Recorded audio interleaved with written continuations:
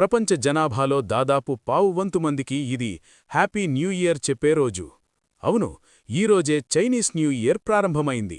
దీనిని spring festival అని కూడా అంటారు. అయితే అందర్లా వీరు జనవరి 1న ఎందుకు జరుపుకోరు? ఈ పండుగ ఒకరోజుతో ముగిసిపోకుండా 15 రోజులపాటు ఎందుకు కొనసాగుతుంది? దీని వెనుక ఉన్న ఆసక్తికరమైన సైన్సేంటో ఈ వీడియోలో తెలుసుకుందాం.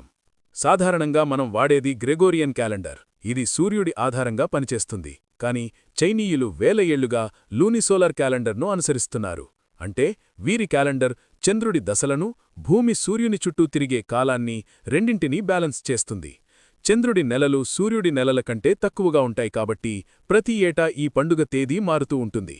అందుకే ఇది ఎప్పుడూ జనవరి 21 నుండి ఫిబ్రవరి 20 మధ్యలో ఉన్న న్యూ మూన్ అంటే అమావాస్య రోజునే వస్తుంది. ఈ ఏడాది ఆ అద్భుతమైన రోజు ఫిబ్రవరి 17 అంటే ఈ రోజే. చైనీస్ న్యూ ఇయర్ అంటే ఏదో ఒక రోజు సెలబ్రేషన్ కాదు, ఇది 15 రోజుల సుదీర్ఘ వేడుక. ఈ రోజైన అమావాస్యతో మొదలై 2 వారాల తర్వాత వచ్చే పౌర్ణమి వరకు ఇది కొనసాగుతుంది. ఈ రోజు అంటే మొదటి రోజు కుటుంబాలన్నీ ఏకమై పెద్దల ఆశీర్వాదం తీసుకుంటాయి.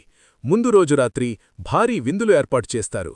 మధ్యలో ఒక్కో రోజుకు ఒక్కో ప్రత్యేకత ఉంటుంది. కొన్ని రోజులు బంధువులను కలవడానికి, మరికొన్ని రోజులు సాంప్రదాయ దేవతలను పూజించడానికి కేటాయిస్తారు. 15వ రోజు ఈ ఉత్సవాలు ల్యాంటర్న్ ఫెస్టివల్తో ముగిస్తాయి. ఆ రోజు రాత్రి ఆకాశమంతా వేల సంఖ్యలో వెలిగే ల్యాంటర్నలుతో నిండిపోతుంది. ఈ పండుగలో ఎరుపు రంగుకు చాలా ప్రాముఖ్యత ఉంది. పురాణాల ప్రకారం నియాన్ అనే రాక్షసుడిని భయపెట్టడానికి ఎరుపు రంగును బాణసంచాను వాడటం మొదలుపెట్టారట. అందుకే ఈ రోజు అందరూ ఎర్రటి బట్టలు ధరిస్తారు. అలాగే పిల్లలకు ఎర్రటి కవర్లలో డబ్బులిస్తారు. దీనిని హాంగ్ బావో అంటారు. ఈ రోజున ఇల్లు తొడవడం లేదా తల స్నానం చేయడం వంటివి చేయరు. ఎందుకంటే అలా చేస్తే కొత్తగా వచ్చిన అదృష్టాన్ని బయటకు పంపేసినట్లే అని వారి నమ్మకం. విశేషమేంటంటే 2026 సంవత్సరం చైనీస్ జ్యోతిష్యం ప్రకారం ఇయర్ ఆఫ్ ద హార్స్, గుర్రం సంవత్సరం. ఇది వేగం, విజయం మరియు ఎదుగుదలకు చిహ్నం.